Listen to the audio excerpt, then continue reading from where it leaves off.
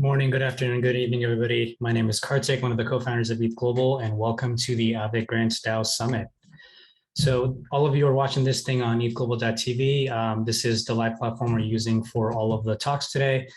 Keep in mind that as we run the rest of the talks, if you have any questions for our panelists, you can ask all those questions directly on the chat. And also everybody who logs in to the chat will get a POAP NFT token for your participation. So be sure to say hi and ask any questions. This event is organized by ETH Global. And for those of you who don't know what ETH Global is an organization with a very simple mission. Our goal is to get thousands of developers into the Web3 ecosystem. And we primarily do this by running hackathons and summits. So ETHOnline is our biggest event of the year, and so far in ETH Global's history, we have over 1,150 hackers from 77 different countries participating in the hackathon from 19 different time zones.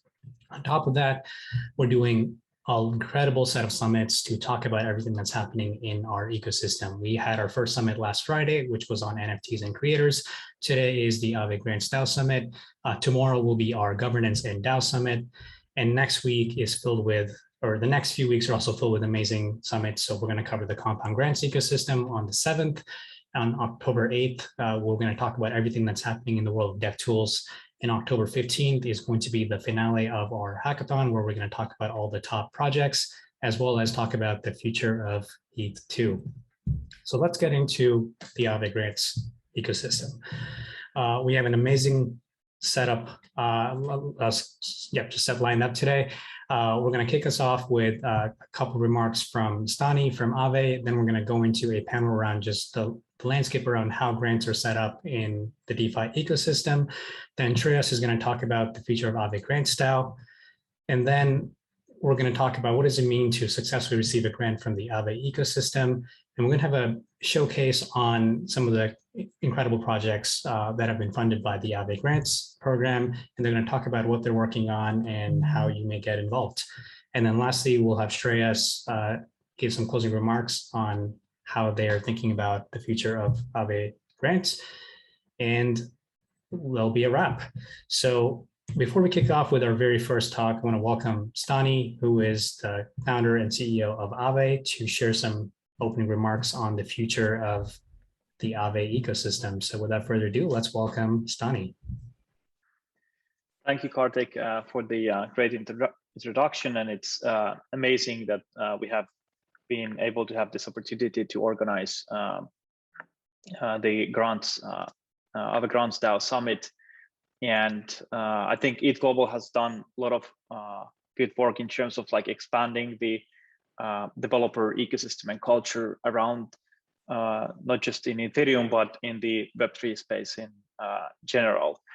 And the Aave Grants DAO Summit is quite important, especially like because like the objective of Grants DAO is to propagate culture and especially the developer culture around the different ecosystems that we have in not just decentralized finance, but in Web3. And especially the Aave Grants DAO's mission is pretty much to propagate this culture within the Aave ecosystem. And grants can be anything essentially. They can be small pull requests into current infrastructure that there is in the protocol, the front end that is community governed at the moment, or any other kind of a tooling that relates into the ecosystem, or it can be just something that benefits beyond what Aave is today.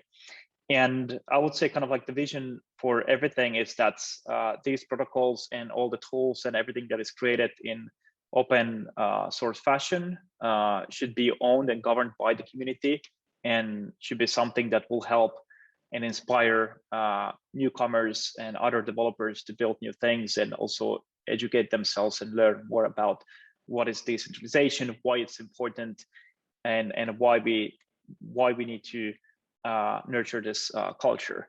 And decentralization is especially important because not for the perspective of being able to build things anywhere from any part of the world and contribute code, but also being able to participate and govern these protocols. Because if we don't actively govern the protocols, essentially we lose the power of decentralization, which means having a wider consensus on protocols that in the future will be maybe servicing hundreds of millions or even billions of users. So this is kind of like a short introduction on the Grants DAO Summit. And during this summit, it's important that we are able to give you as much as context on what are these grants DAOs are actually doing, and what kind of grants you can actually apply, what kind of grants you can apply for different kinds of projects that you're building, how to contribute, and how to find also friends to help you to contribute into. And we will delve into multiple grants DAO programs, and that's about it. Amazing. Well, thank you so much for that intro, Stani. And I think this is a perfect segue for our very first panel. So for this, I'm going to introduce four amazing people. Stani from Aave, who's already here. We'll invite Robert Leshner from Compound. We have Boris from the Uniswap Grants ecosystem, and moderating this chat will be Imran from DeFi Alliance. And we'll kind of cover what the entire DeFi grant landscape looks like and some of the lessons learned. So without further ado, let's welcome all of our amazing panelists and let them kick this off. Awesome. Thank you so much, Kartik. And so I was a part of the Aave's Grants DAO, and I've been interviewing many of the applicants there. And what I've realized is that many people don't really know how to interact with Grants DAOs. So maybe, we'll start with, could you talk a bit about the importance of establishing a Grants DAO, and how has that been so far from a process perspective? And maybe we could start with you, Robert. Yeah, so I think the importance is extremely high. It doesn't matter whether it's Aave, Compound, every new protocol being built by community members. Once a protocol gets to a certain size, the number of contributors starts to scale far beyond the initial team that created the protocol or application. And so in order to organize this, at some point you have to have a different type of structure. One approach that some organizations have tried is having a central company or foundation organize grants. But I think for a crypto native protocol like Aave or Compound or MakerDAO, what I think will work best is actually having a decentralized process to award grants to the community. And there's a blurry set of lines between ongoing participants, contributors, RFP, and bounty hunters. But at the end of the day, if you have a global and decentralized community of people contributing to a protocol, the easiest way to organize that is with a DAO type structure, in which applications and participants can interact directly with a DAO, and there's not these centralized bottlenecks to its success. And Boris or Stani, if you have anything else to add to that. No, I totally agree. Just the other day, I was talking to other Uniswap Grant Program committee members, and we came to the conclusion that it's better to have more people trying and failing at things than to have 5 people executing flawlessly. Crypto right now, it's all about innovation, different ideas, and yeah, you just need to include as many people as possible, because if many people try enough times, there'll be great ideas coming, and that's what these projects need, I think. Yeah, I could add that pretty much. I agree what Robert and Boris said, and I think the interesting part is especially the fact that the founding teams usually try to kind of like kickstart an idea, build a protocol, and usually protocols aren't actually monoliths. They're just something that inspires others to build new things on top, or improve the protocol, create additional features, and essentially giving a birth to something that has ongoing development. And this is nothing new in terms of like open source development. This is how Linux is developed until this date. I think what's interesting is that we're just living in a time where now essentially we can, open source, open kind of like in an open system and in a transparent way, actually contribute into financial protocols that actually bring a lot of efficiency, transparency into the financial system, and at the same time now it's possible to anyone, kind of any part of the world, just to contribute and improve this financial system.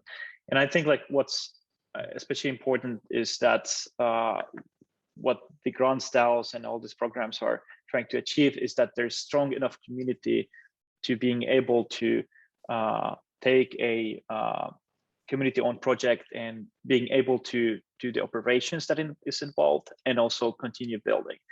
And it's not an easy task because the space is very young, meaning that we don't have enough necessarily professionals and people that can help. And it takes a bit of time to get into a level where there's sufficient amount of community developers that are actually taking care of the code base. But it's a process and end of the day. And this is what the grant programs is all about, and also tooling. Because if you go a couple of years back, building DeFi or any kind of like a Ethereum-based application and smart contracts wasn't as simple and easy as it is today. So definitely tooling is something we always can put more effort into and have more grants. Boris, you mentioned something which was quite intriguing, which is getting as grants as to many people as possible that have a really good idea. Previously in the Web2 world, if people had an idea, they actually had to go out and get venture funding for it. But now those ideas could come to life and bring in products much faster into the ecosystem. So I guess like, what were some learnings on that regard? Like you mentioned like giving grants to a bunch of teams. Like how has that been? How has been the reaction to that? And how has it helped Uniswap in this regard? Yeah, it helped immensely. For example, the tooling was mentioned. So Uniswap grants funded, for example, in first 4 months, we funded 2 Python SDKs, and you can see that some of the developers and builders prefer one, while the others prefer the second, depending on their needs or how they're used, to code. The first one is much simpler. It doesn't offer as many possibilities, so people use it for some quick projects or like a bot or something, while the other one it gives you full control, and then if they want to go really serious with their project, they'll use this one. So yeah, we kind of think that enthusiasm is more important than the actual thing that people are working on, because if you have enthusiasm, you might spread it around to people that have really good ideas, and we want to encourage that enthusiasm. And yeah, at the end, it's important what you're working on, but even if it's a small project, we welcome you to the Uniswap Grant Program family. You join our Slack, you join the discussions, you can contribute to other projects. Yeah, we had a couple of members like that. One member was working on a really simple Twitter bot, and then he joined all kinds of different discussions and projects, opening pull requests, documenting stuff. And yeah, we just want to reward this enthusiasm, and the correct ideas will come along eventually if you have enough people really working and thinking about the protocol. Awesome, thank you. So there's another area that I learned from this conversation, which is accessibility. Incredible, like it's incredible that people all over the world can get access to this grant, whereas previously it was very hard to get funding. How has that shaped the ecosystem and developer ecosystem for all the protocols, and what have you seen that work really well? And maybe Stani, I can start with you. Well, I think grants programs that they aren't that super new. I mean, Ethereum Foundation had their grants program, and what I see is interesting is like kind of like it definitely sparks some innovation and give some incentives to create and contribute. So definitely it's a way to kind of like kickstart the ecosystem. And before the community grants program, Aave had its own like internal grants program, and I think we funded over 50 different grants. So I think like over a period of time, like this decentralized like DAO-based grants program will just expand. but also like it might speed up a lot of the development, and actually maybe projects that normally you wouldn't necessarily want to do from kind of like economical perspective. For example, it might be tooling or something that is very valuable for the ecosystem, but maybe it doesn't have some sort of like a protocol perspective or a product perspective, but it's just like very valuable. So definitely, like in those cases, like they are very helpful programs. Robert or Boris, if you have anything to add to that. Yeah, I think the thing that's magical about it is that you can have people participate that otherwise would not be working in DeFi. You can have people participate with part of their time. You can have people participate in ways that they didn't think were possible before. And I think, an open program has the opportunity to grow the sort of ecosystem of, DeFi contributors in ways that, weren't imaginable even a couple of years ago. And I think that's really cool. One of the things that you see, in these grants ecosystems are contributors that are also learning new skills in order to be able to contribute. And I think, in a way, this is kind of like, the new age business school or coding boot camp, in that, you're having people, growing their, in some ways, professional careers with protocols. And this is entirely new. What I find really exciting about that is that, you can have people who are anonymous or, known and reputable entities, and everything in between contributing. And it just leads to such a different format of participation than anything we've seen in, traditional software, traditional finance, and traditional markets. This is entirely new, and the way that you contribute is entirely new. And that's really cool. And I think it's going to evolve. I think there's going to be best practices that emerge and things that change. And I think, 5 years from now, the way, a grants organization works might be a little bit different, but the core of it is just so novel that I think, this is the future. Yeah, go ahead, Boris. Yeah, I just wanted to add one thing. So grants program are always, doors are always open, but when giving out grants, we are really careful, to not do any kind of king making, for example. So one good example with Uniswap was when V3 was launched, then you had an opportunity to move your liquidity around to maximize the profits. And we had a lot of, projects sending application for a grant. And we thought that there's already such a big financial incentive that we shouldn't really, do something in this space this early.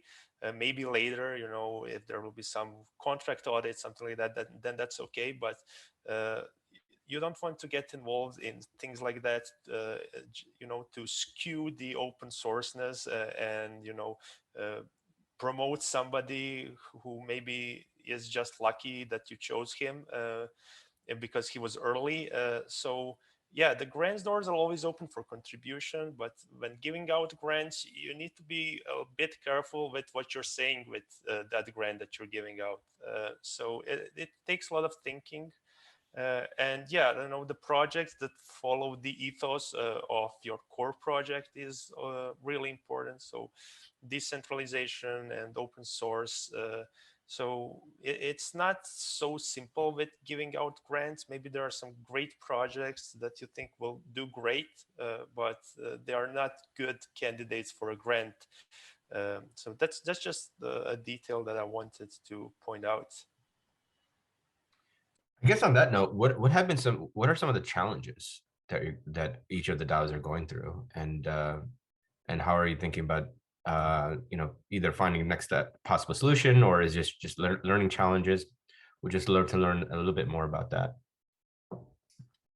I'll start just because I have a very visible example.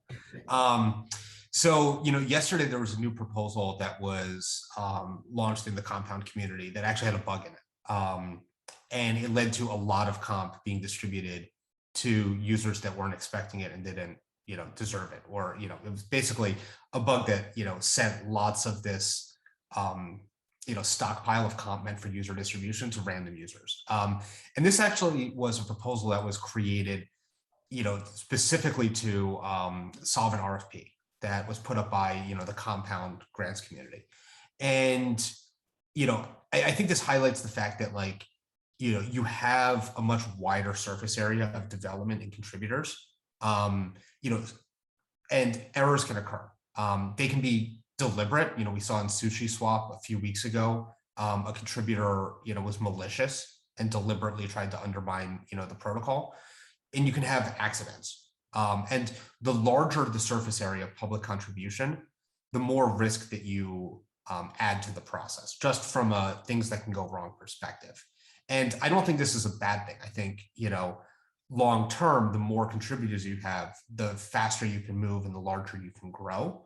But I do think it highlights the fact that as you start to include, you know, sensitive work into a grants process, that, you know, the, you know, seriousness of, you know, additional layers of security also have to increase as well. And so I just think, you know, this highlights the sort of like technical risks of a grants process for changes to a core protocol or a critical system, whether it's a front end or protocol. Systems built entirely on top compartmentalize the risk, you know, much better. If you're incentivizing, hey, build this module, you know, this is purely on top of the protocol that can't, you know, add any risk to the underlying system, that's different. But when you start to touch the core systems and enable the community to touch the core systems, it changes the sort of, you know, threshold of risk.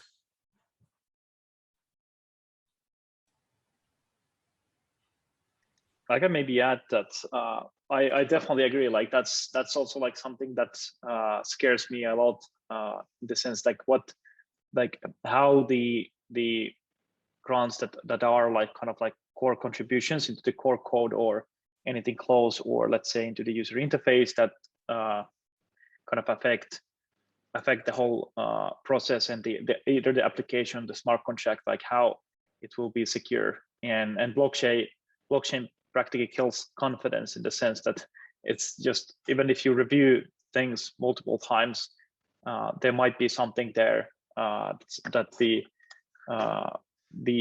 contributor didn't see or reviewers didn't see, and it happens because it's pretty much humans are coding. And that's one of the things. And what amazes me still, and what I think is a big challenge, is that there is a lot of funding available for pretty much any kind of like a code contribution and improvement. But I think the market isn't yet there where, you know, there's enough people coming in with expertise, enough diligent, and, you know, there's processes in place where there's multiple audits and this kind of like procedures to contribute very safely the code. And I think like the mishmash is between like having the funding is there, but then there isn't enough like actual contributors and processes in place, and how to like get these two parts closer together. And I think that's a kind of like a challenge that we see a bit everywhere now. Yeah, it's almost like, you know, you have this incredible diverse group of developers that are actively supporting a protocol in so many different aspects. And it's just putting a little bit more process structure, just making a better understanding of how the milestones are hit and supporting the protocols moving forward. And there's just going to be a lot of learnings behind that as well. So Robert, thank you for sharing that. So I guess from this perspective, if, you know, from now till like a year from now to 2 years from now, let's say, what are some of the areas that you'd like to provide grants for? Obviously, there's people that are building tooling, you know, protocols that can help connect with or hook into, you know, Aave, Compound, or Uniswap. But ultimately, like a year or 2 years from now, what are some success stories that you'd like to hear based on the grants you give today?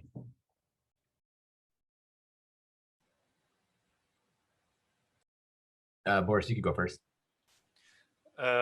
Yeah, well, for me personally, I do a lot of community and people engagement stuff. And my goal is to lower the barrier of entry to, you know, participate with some kind of a crypto project as low as possible. So you don't need to have advanced Solidity skills to be able to feel like you're contributing to a project and to feel part of the project.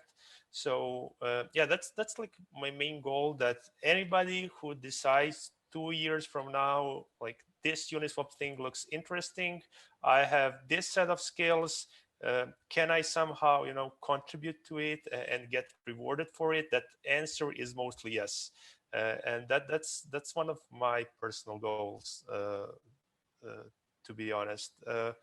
Other than that, is just to make if there will be a grant program in 2 years, that it gets within itself more decentralized, because right now you have a committee of maybe 5 to 6 people that, yeah, everybody is really careful with reviewing applications, thinking about them, weighing all the options.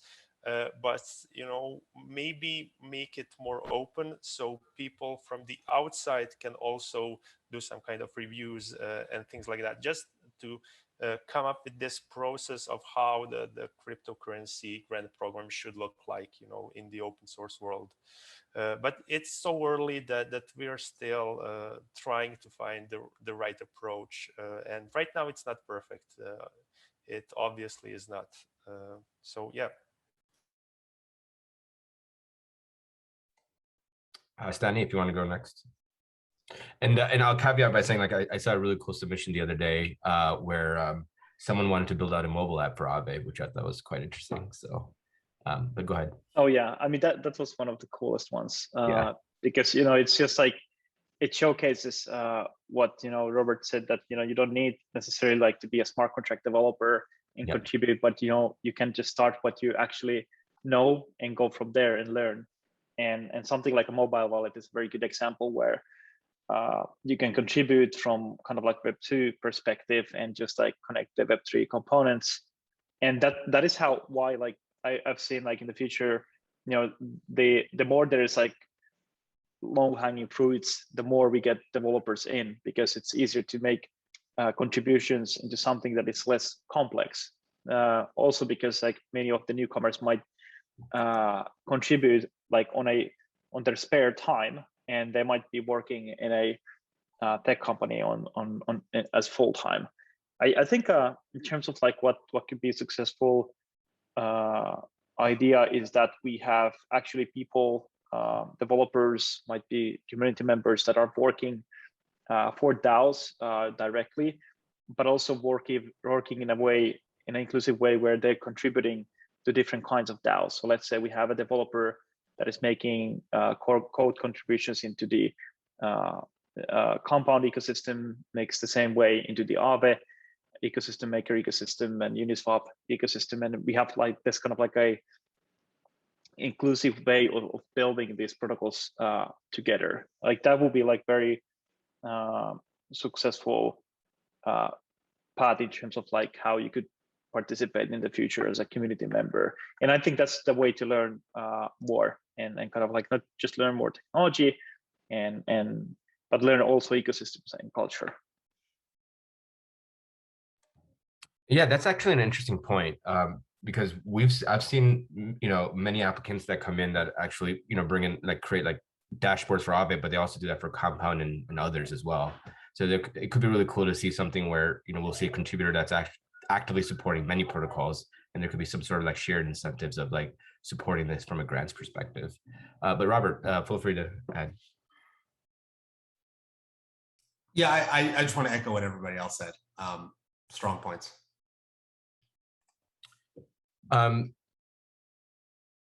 If let's talk about today. And we're seeing a lot of excitement around grants and a lot of cool tooling and things like that. What would you like to see, like if you had to divvy up all the kind of sectors that we could support, whether it's tooling, whether it's DeFi or just protocols that are hooking into into the protocols, and other miscellaneous services, what area is most important for each protocol? Like if you have to give it your like 6 months. I know I've seen like Compounds RFPs, and I think that's a really good way to signal to the community of like exactly what you want built. But like if you had to give your 6-month goal of like what would you like done that hasn't been done yet, what would that be? Ultimately, we're in front of hundreds of developers today, and so this could be a good way for them to think about what they should be building next. I'll start just because I think it's relatively different from other protocols. And I think at the end of the day, every protocol has its own goals, its own purposes. Like a great example is Uniswap is really looking for an ecosystem around Uniswap. at Compound, we've really spent a lot of time starting to push the community forward in developing the core protocol itself. What I'd like to see in 6 months is, a whole, decentralized team of developers that are able to make improvements to the core Compound protocol, add new functionality, and, really upgrade this system that, has been operating for a really long time. And, it's very focused on, the core and not, peripheral systems built on top or alongside of it. We've dabbled, as a community in, other approaches, but I think what, Compound is focused on is really core development and decentralizing that.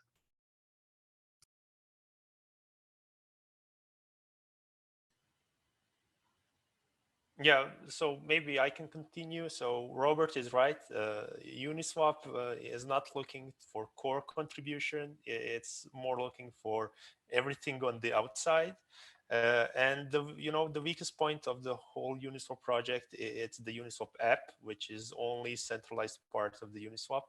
And people, there were some bad experiences where there were scams, scammy deployments of an app. And I would just like for the core Uniswap developed interface for Uniswap to be less dominant, and that there are suitable alternatives, so we get decentralized at this part as well. Smart contracts, they can't be changed. Anybody can deploy a new pool or make a swap, but this one core piece is still somewhat centralized, and I would like to see that changed in the future. Yeah, I would say that now in the Aave ecosystem, I mean, it's pretty much up to the Aave community to decide how the whole community developers will structure themselves, and there's code contributions all the time, but kind of what path to take. I personally would love to see maybe also more core contributions, but also building some of the parts on top that is part of the core code, but expansion, but also the ability to improve the whole system in general is something very interesting, because essentially what's interesting about, let's say, Aave and Compound is that they are systems that are running completely autonomously, and at the same time there is so-called a collateral element there. So these are very much protocols that require a lot of expertise and a very, very strong community to uphold. And I think this is something we're looking as well, how we can make it possible that we get core contributions, and how to establish, especially how to establish a process where these contributions can be some diligent way reviewed and mitigated from risk perspective. So this is something that I'm personally looking into. And of course, tooling. I think tooling is important, especially if it helps all of the project across Web3. Now, in the process of giving a grant, today the way it works usually is that someone applies for a grant, they get interviewed, and then they'll know whether or not they'll get a grant. Some may get payments up front. Some they have a DICO model where they'll get payments based on milestones. What has worked and what hasn't worked, and what would you like to see moving forward from that side? And just to explain, DICO model is a model that was proposed by Vitalik, which is more or less kind of milestone-based incentives. And so, yeah, what are some models that you think may work for this? And I've seen pros and cons for both.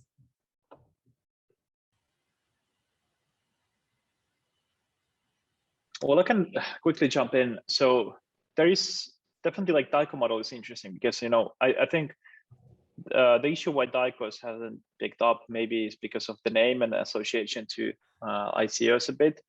But I've seen, for example, in the Aave Gotchi ecosystem, they have a DICO, and it's interesting how kind of there's a tab where there's monthly payment for the Genesis team there to develop the metaverse, but at the same time, nothing stops to create another kind of like a tap to develop some other part of the ecosystem. So I definitely agree that the milestones are a good way to compensate. But also, I mean, if there is trust involved and contributors are committing into the ecosystem, what can be done is just like a lump sum payments. I also like the ability to stream payments, and I think we've been looking into Superfluid, and I don't know, Robert probably can explain more, but I think Compound has this streaming as well going on. Yeah, we have a system internal to the Compound protocol, which looks very similar to that, which does streaming, where you can have basically a streaming comp grant. And there's obviously external tools, which might be long-term and easier approach, because it doesn't have to become part of the core protocol. But Compound's comp governance system can stream comp to contributors. And there's, I believe, 2 active streaming grants to contributors currently.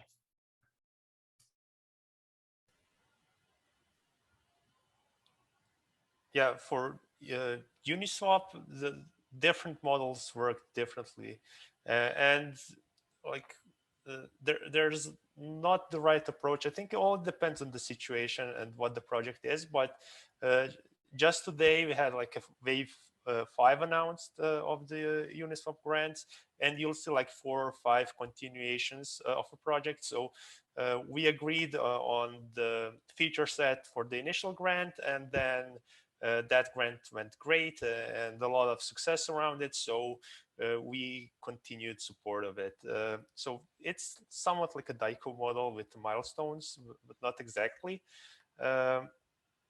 And yeah, to be honest, in the Uniswap grant program, the money was never like the most important part. We have a lot of part-time contributors. I think most of them, or just integrating Uniswap into already existing product. So we support that partly. So not many people's lives, and food on the table depends on the Uniswap grant program.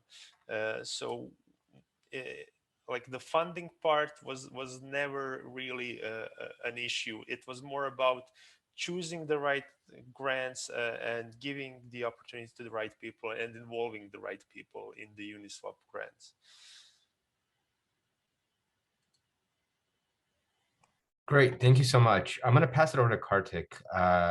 He has maybe 1 or 2 questions that he likes to ask the audience. So I'll pass it over to Kartik. Awesome. That was an amazing discussion. I think there's been a handful of questions and some kind of very common themes that have kind of brought up on the chat. So I'll just kind of condense all that into a 2-part question. The first one is just overall, how do people find out about each of your grant programs, and what can you tell about that, just as a quick pitch, and how people can learn more? The second part of that question is, when people hear about ecosystem grants, they mostly assume that they have to kind of contribute to the technical piece of it. Is that true for each of your grant programs, or what are some other ways people can get involved, or do they always have to kind of work on something smart contract related? So could you just clarify, or maybe expand into like how the program is set up? Like, is it based on a list of things that you want people to do, or people can pick what they want to do, or and all that stuff around it? So just a quick, but also slightly detailed pitch on each of your programs. And then maybe we can start off with Stani. Yeah, I think like kind of I would like start by following the Aave Grants Twitter handle, and just like look into updates and what's going on in the space, and also maybe join the Telegram group where there's other peers looking into building various different kinds of things, and Discord as well. But essentially, you don't always need to build like specifically anything technical. Grants can be also like educational. It can be anything else. I personally am not involved in the grants DAO or the grants itself, but this is how like the process works from what I have seen. And yeah, I think what's important is that not taking any stress of these grants. Of course, like if you propose something, like propose in a way that you commit in building it and being as kind of like realistic as possible in describing on the time and what it takes to build. And also you can post it in a way that, you know, if you need more people but you're alone, maybe there's a way to find friends to help on build from the community. So this is actually a very cool way to make friends as well. So I would suggest that as a road. Awesome. Maybe Boris can comment next. Yeah, during this panel, I already mentioned that I personally try to keep the barrier of entrance the lowest possible. So one of the lowest barrier of entrance is every 2 weeks we have a community call, and we're always looking for POAP designs. So yeah, like design a POAP for us. We're not really strict. We let you do your own thing, your own style, and you get, you know, to be the part of the Uniswap DAO. Of course, there's like a more complex stuff, building smart contracts. I don't know, the testing infrastructure, all those good things.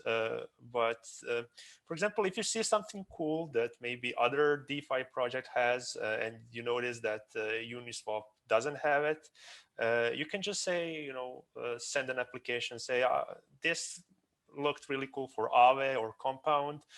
So I can create you this thing for Uniswap. So you can steal ideas, for example, a little bit. And yeah, there's no rule to it.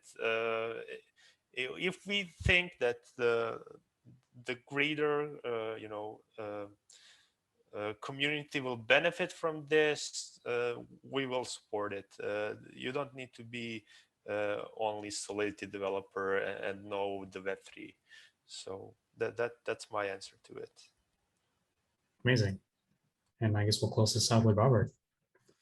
Yeah, so anyone can get involved in compound grants. A lot of the outlined work right now is technical in nature, but there's always a lot of opportunity for those who are not technical to participate, whether it's in analyzing markets or interest rate models, or, you know, playing on the economic side. You know, creativity is welcomed.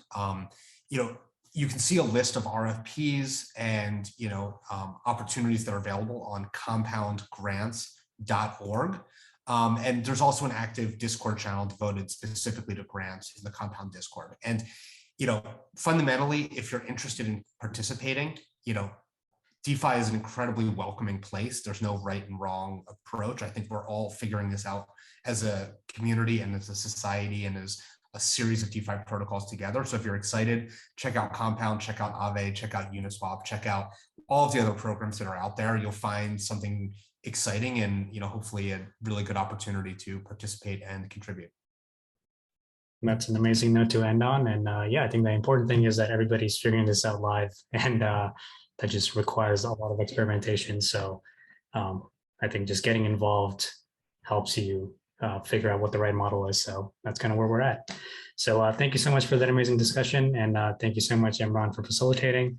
And with that, we are ready to move on to our next talk.